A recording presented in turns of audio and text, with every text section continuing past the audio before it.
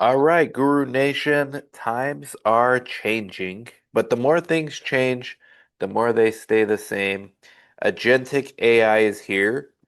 GCP, Good Clinical Practice, R3, while it does not specify AI, it just talks about technology.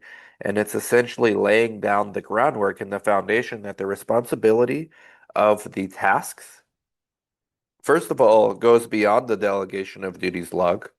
So just because someone's on the delegation of duties log is not enough anymore. We need some kind of proof that they've been trained. We need more of their rationale when making decisions. And to me, I don't know about you, but it sounds like they're requiring more human oversight, even with these tools and the AI and the agentic AI coming into play. So I know there's like this huge thesis out there that AI is coming, it's going to take all the jobs. That just today, I'll tell you what the appetite was like for this. I made this video a month ago, the 40-minute podcast, and I posted this short today. It got tons of people sending it. It's been out like 10 hours. It's already been sent to 20 people. And the comments are crazy. Most of them are great. I just thought I was getting somewhere on this ladder. Cool. Another emoji scared. Another emoji honestly seeing what half of the work of CTA, CRA, maybe higher roles will definitely be impacted.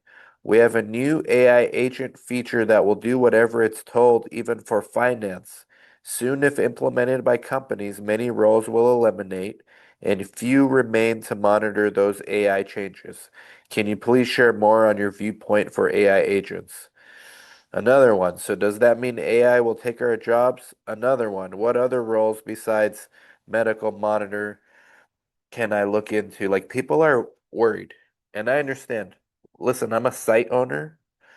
The industry has been trying to replace us site owners forever. If you remember in 2019, we started hearing this thing called the virtual clinical trials, and then that kind of evolved into decentralized clinical trials. The idea for virtual clinical trials, people forget.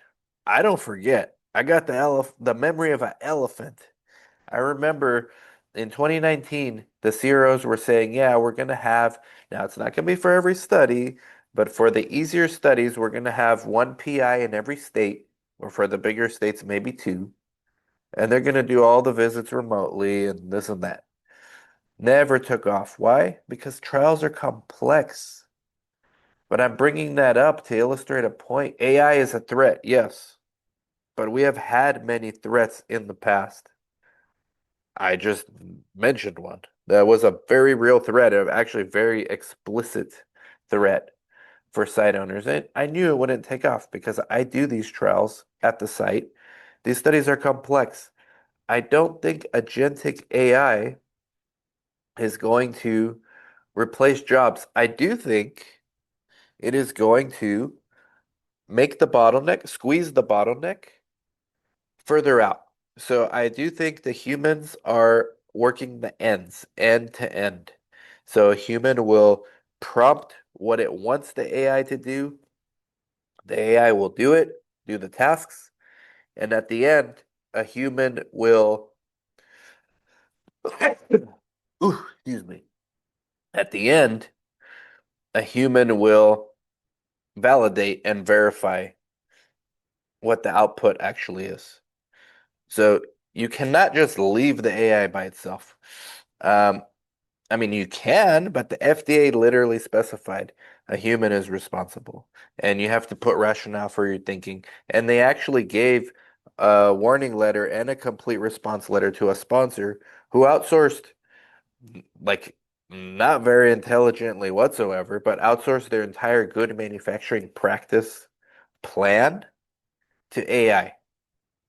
And then, of course, the FDA came in, there was a bunch of issues at the manufacturing facility, and they asked them, well, who's responsible for this plan? It's not a good one. Oh, well, the AI. So that was one of the R3. I think that was like the impetus maybe for creating like these guidelines to come out. But for the sites out there, for the CRAs that are worried, your job is going to change. That I can guarantee you. We may need less CRAs, but we may need more of something that we haven't yet defined. I think it's going to be AI administrator or agent administrator. I do think CRAs, as far as source data verification and even source data review, are going to be needed a lot less. But I do think the bottleneck in research has always been at the site level, right here where I'm sitting at the Yuma Clinical Trials headquarters. The bottleneck is the site. So no matter how good and efficient the AI can source data verify and source data review and generate action items, number one, a CRA is going to have to validate the output. And before they even get there, a CRA is going to have to initiate the task, right? And this is not just one task. We're talking every single monitoring visit, every single action item, every single layer of the regulatory binder, the investigator site file. Even if you get all that stuff perfectly, like I just said, SDV, SDR, you still have to get the site to comply.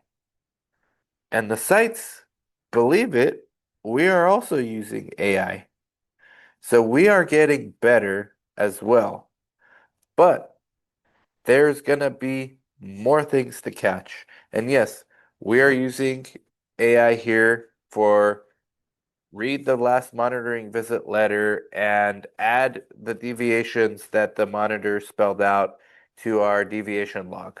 And then the AI will do that. But guess what? A human has to initiate that, and a human has to verify it and sign it and be responsible for it. And then a PI at the end of the study has to be responsible for it. But the idea, so think there's certain parts of the process that will get more efficient, but I don't think it removes the humans out of the loop. I do think instead of having, I think the status quo was no more than 2 or 3 studies per CRA. I think you could actually give the same CRAs more studies with these tools. But I don't think it's going to double it overnight. I think companies are still learning how to use these things. And I think the roles do over the next decade evolve. So you are actually changing what a CRA does as far as task completion, but you're not changing the art of what a CRA is born to do or the purpose of what a CRA was hired to do. Born to do sounds way too romantic. I don't think anyone dreamed of being born to be a CRA, but you get my point. The essence of a CRA does not change just because some of their tasks are being automated. That's a tool. And the essence of a good CRA is to ensure that their sites are proactively doing what? 3 things. Following good clinical practice. Number one, you're going to have a lot more findings now with sites using AI. Something tells me with the sites using agentic AI, they're not validating the outputs properly. You're going to have a mess. And guess whose job it's going to be to clean that up besides the site? The CRA. You're going to have to validate not only your tasks that the agents are doing, but the site's tasks that the sites are essentially handing off to their agents. But at the end of the day, you are responsible as the CRA for the work, whether you use 0 agents or 1 million agents. And the same thing with the site. It's the coordinator and ultimately the PI. So the jobs are changing. CRA definitely changing more than a coordinator. You still cannot delegate interacting with a patient, at least physically in the office or at the site with a with the agent. You can't do that. You can do some of the pre-screening, some of the inclusion, exclusion qualifications, but ultimately a human's in the loop and a human supervising the entire process. But you can do more with less. We have two coordinators now here instead of four. We are soon going to be hiring a third, and they're working with these tools. And they're actually able to do more with two people and agents than they were with four people, right? And I've offloaded a lot of my site owner responsibilities that I didn't like doing, such as payment reconciliation, or hey, look at this contract and then look at our CTMS and tell me everything I missed as far as billing, as far as invoiceable procedures are concerned. Every site now is going to have a system of record. If you're a site that's using paper, you need to change as of yesterday. Like it's outdated. As soon as agentic AI came out, it's outdated. If you are a CRA, you would have, I think you would have already been laid off if you were going to be laid off. So if you're a CRA and currently in a job, I don't think they're preparing to let you go. I think they are preparing to train you and onboard you on how to use these tasks. If you're not willing to learn a new skill, and it is a very new skill, it's a completely new skill, learning how to manage these agents. I have it going on right now on my other computer.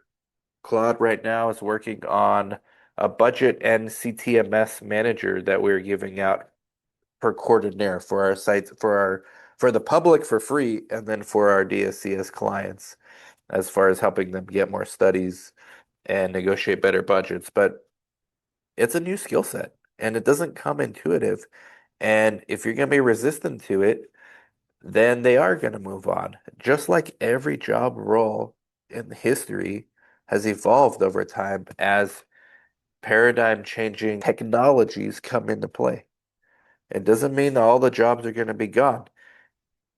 GCP R3 essentially validated the importance and the responsibility of human beings in the loop. And that is going to be the CRAs at the sponsor and CRO level and the coordinators and the PI at the site level. Getting way too excited about this topic. Could I be wrong? Yes. Could there potentially be companies using AI as an excuse to lay people off because they were already overhired? Yes.